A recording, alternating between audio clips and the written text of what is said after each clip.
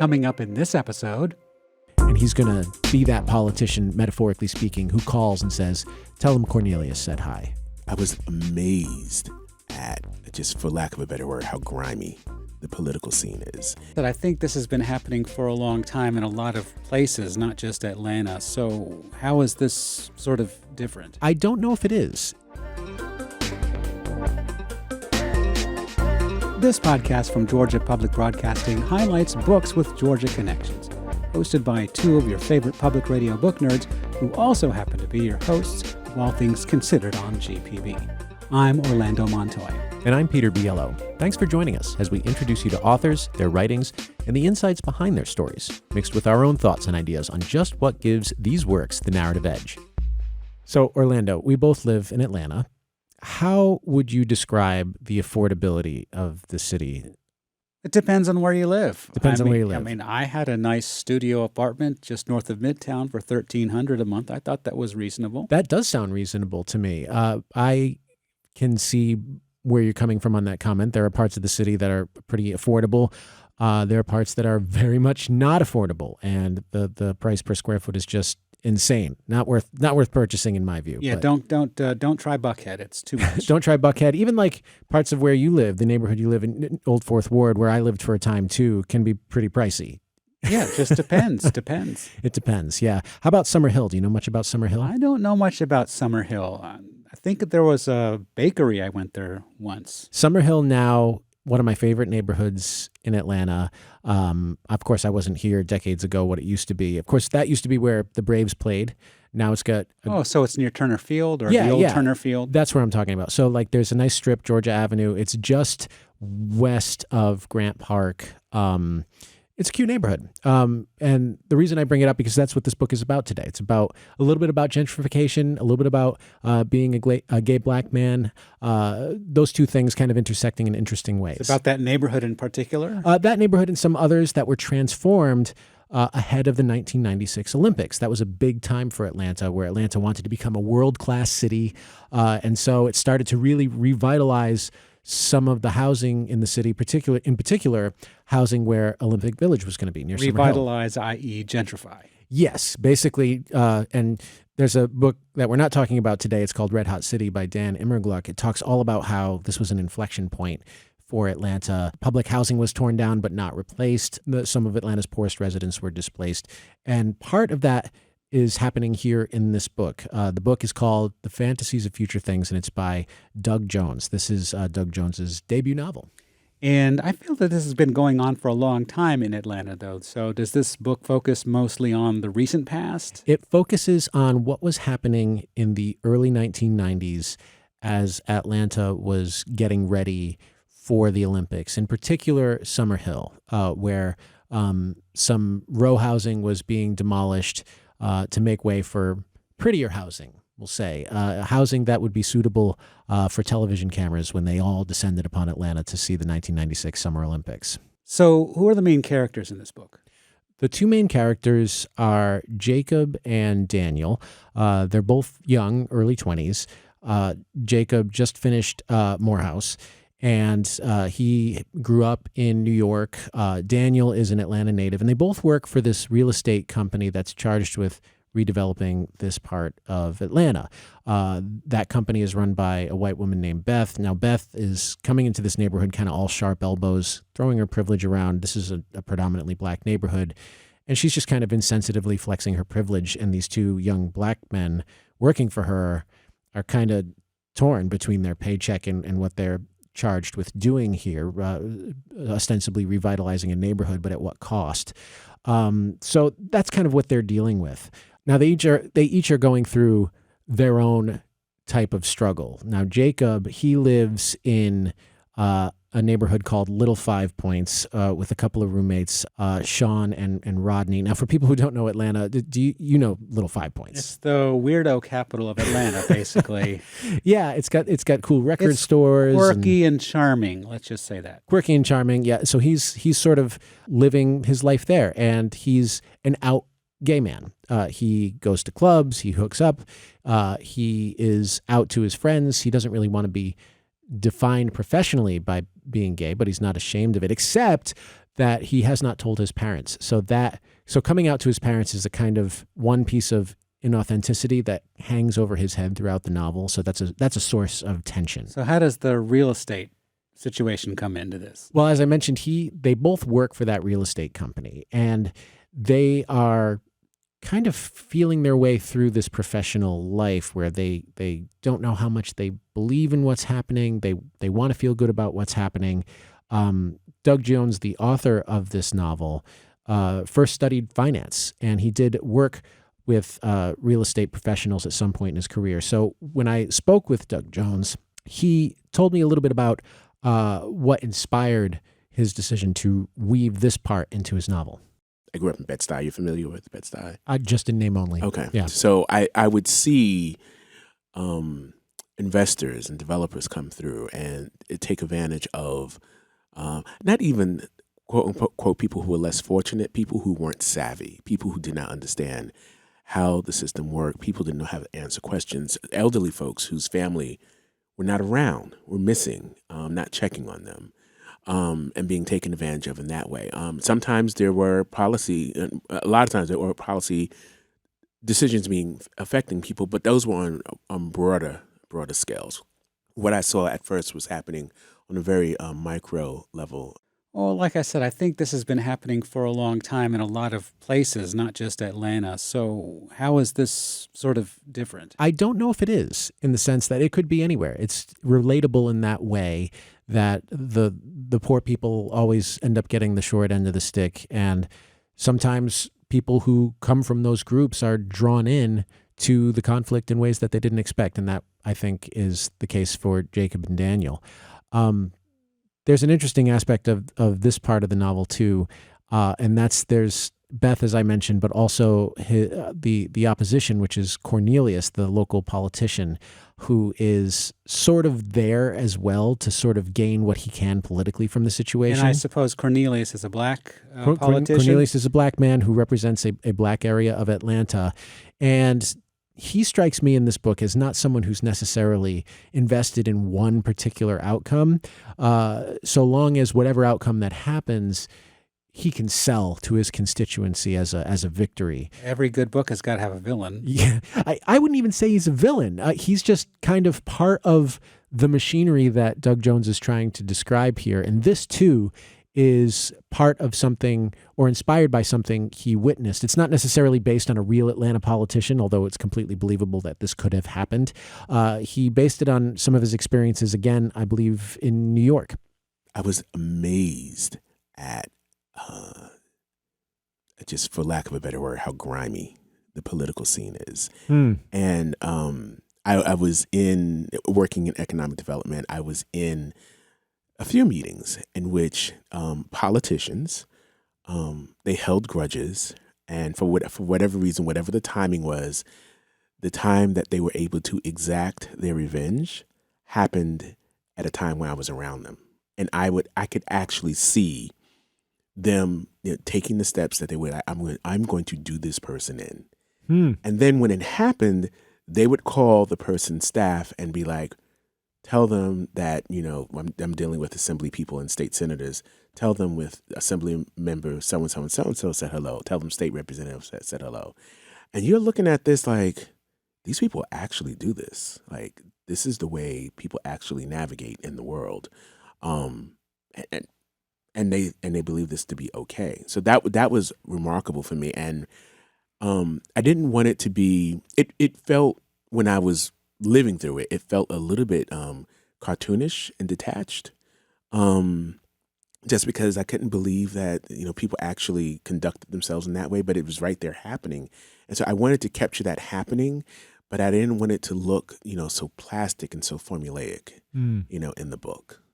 I think that's a fair way of describing how Cornelius comes off. It's like you said, he could be villainous, but you just see what his interests are in the moment, and you say, I see why he would think that. And the actions they're talking about in that clip was pushing people out of their homes? So what is the action they're talking about? He's referring to just the smarminess of politicians, and Cornelius does have some level of that. I mean, like I said earlier, with Beth being sort of a hard to work with person who is sort of throwing her privilege around, Cornelius is having none of that, but he's not going to come at it as directly as Beth comes at things. He's going to come at it from the side, and he's going to be that politician, metaphorically speaking, who calls and says, "Tell him Cornelius said hi." All right, so we've talked about the Cornelius and Beth and Jacob, the out black gay man. Who's the other character there? Daniel. Daniel is the Atlanta native who's working alongside Jacob. And he is, if Jacob is dealing with being closeted from his parents, Daniel has his own parental issue. His mother has recently died. And so in the chapters where we're focusing on Daniel, he's cleaning out his mother's house with the help of his half-siblings. Now, Daniel is had a black father who's not in the picture, and a white mother, and a white stepfather, and two white siblings. So he's different from his siblings, and he's kind of, as he's cleaning out his mother's house, learning about his past and about his mother's life. His mother always seemed like a very angry person, very tired. Why was she that way? What was happening in his life that led him to this point? He's not, to the extent that Jacob is, struggling with his sexual identity. But he's struggling with his past and with his mother. And there's one scene that I just thought was so powerful in this book. And there are a lot of them. A different reader may have picked up on a different one, but I picked up on the one where... So Daniel and his siblings go to the same school, and a black teacher finally puts it together that Daniel and his siblings are actually siblings. And she says something to the effect of, "Oh, it all makes sense now." Now, you can take that comment in a variety of ways. That comment gets back to Daniel's mother, whose name is Sue Ellen. And Sue Ellen just flips out. Like, this is just an offense that she can no longer stand, right? And so she goes into the school and she demands an apology from this black teacher. So a white woman going into a school demanding an apology from a black teacher. And the principal is kind of like, well, you better apologize because she could really make trouble. So you see the scene where she's questioning this teacher. And it's just, you cringe because it's so sad, but then you realize that she's in so much pain that this is where she feels like she can get out her aggression. My editor, Yadon Israel, at Simon & Schuster, he and I were talking, and there was a very small interaction between Daniel's mom, Sue Ellen, and the teacher. It was a very quick and very minor.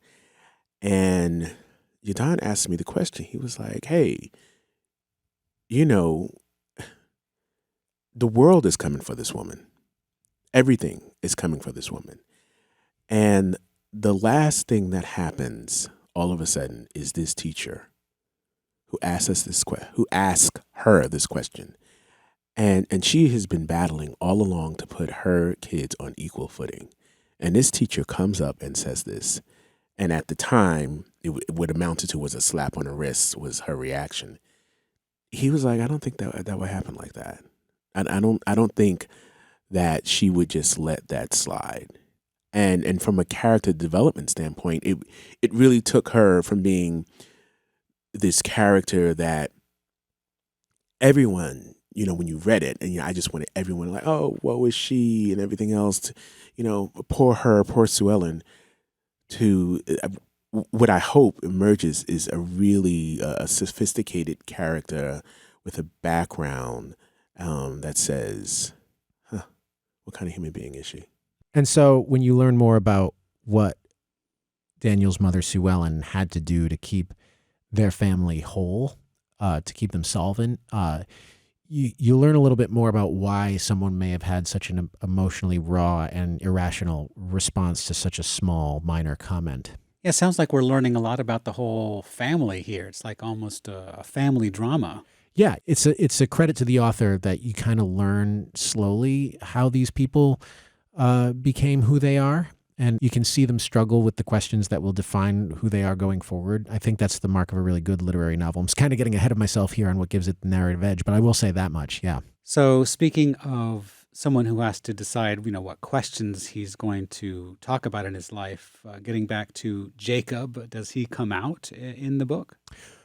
Should I reveal that? I don't know. I mean, that's the thing at the end. Okay, I will say that yes, he does. I don't think it's that much of a spoiler. I think the big what's going to happen is how his parents respond, which I will not say. Yeah. And the other question, kind of hovering over this, Jacob Daniel alternation, is are they going to get together? I won't share that either. There is another character named Sherman who becomes a kind of savior complex person for Jacob, and also helps him steer his professional moral compass in the right direction too, in a really nice way. I thought that was interesting. And there are several points in this book where the author explicitly points out how difficult it is to be a gay black man, because it's difficult to sort of open up and share your feelings in that way. And I do not know what it's like to be a gay man. I do not know what it's like to be a black man, but I know just as a man that it's difficult to be vulnerable with other men at times. So I did ask him about what it is like to try to be vulnerable or feel like you really want to be vulnerable as a black man, as a gay man, and how is it different? What are the extra stresses that come with those layers of identity? And he had an interesting perspective on that.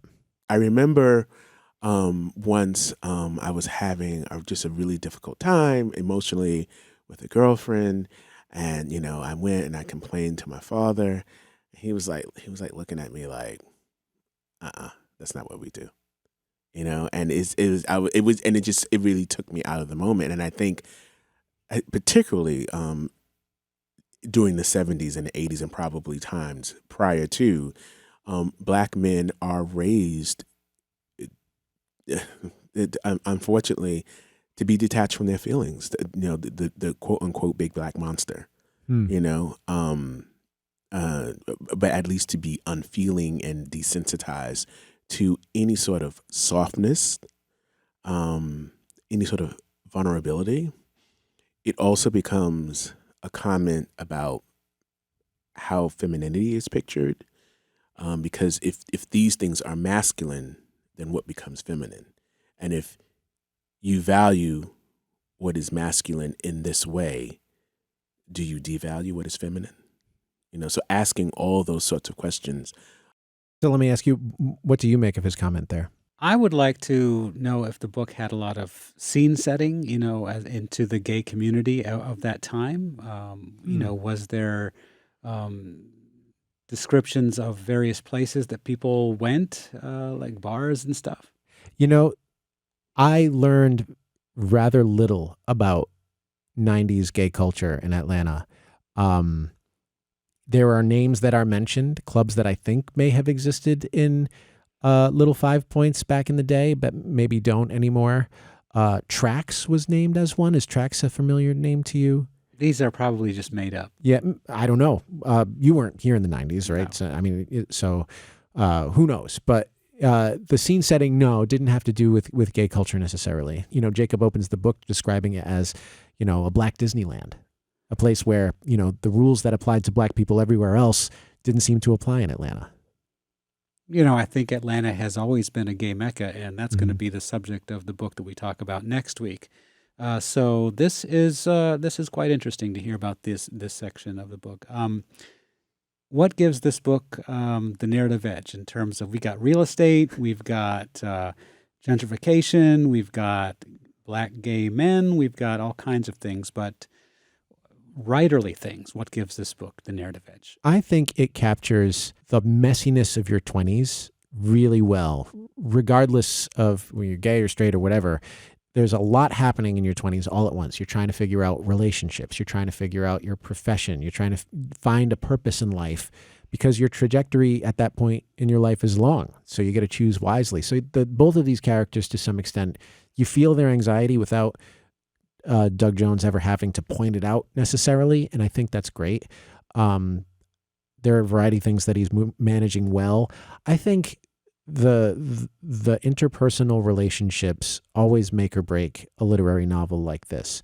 A literary novel, in my view, is always about relationships between people. So what relationships are being cultivated here? The one between Jacob and Daniel is somewhat standoffish for most of this book. They interact, but there's always a wall. The relationship between Jacob and Sherman, that guy with the savior complex I mentioned, is fascinating and worth following. I think there's a lot to that.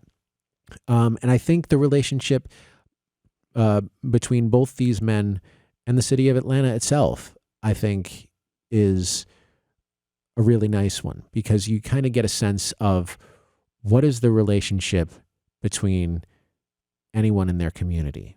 How do they want to define how they treat their community? And they're, of course, doing it through their work. So how can they orient their professional lives to be of positive service to their community? And of course, the relationship between Jacob and his parents, it's not a huge presence in this book. They exist mostly as figures on a phone in the distance, but it's still important to Jacob, and you can tell. And I think that raises the stakes for him. And for me as a reader, I wanted to know how it turned out. Well, I think we got to get back to Summerhill and the Olympics too at some point, right? Yeah, of course. I mean, development happens. That's kind of part of the arc of the book, right? In the beginning of the book, you see a protest and a disturbance surrounding a press conference about all these buildings that are going to be knocked down and buildings that are going to go up. Stuff happens by the end of the book. I can't spoil it. Oh, okay. I can't spoil it. But obviously we know, right? We're 30 years in the future. We saw how Atlanta has changed since the Olympics. Well, there's going to be a new gentrification book today. About the Beltline, perhaps? About the Beltline. And then there could be a gentrification book from the 1970s, that was happening when my neighborhood, the Old Fourth Ward, was cleared out. Right. So, anyways, fascinating. The book is called The Fantasies of Future Things by Doug Jones. Peter, thanks for telling me about it. Glad to.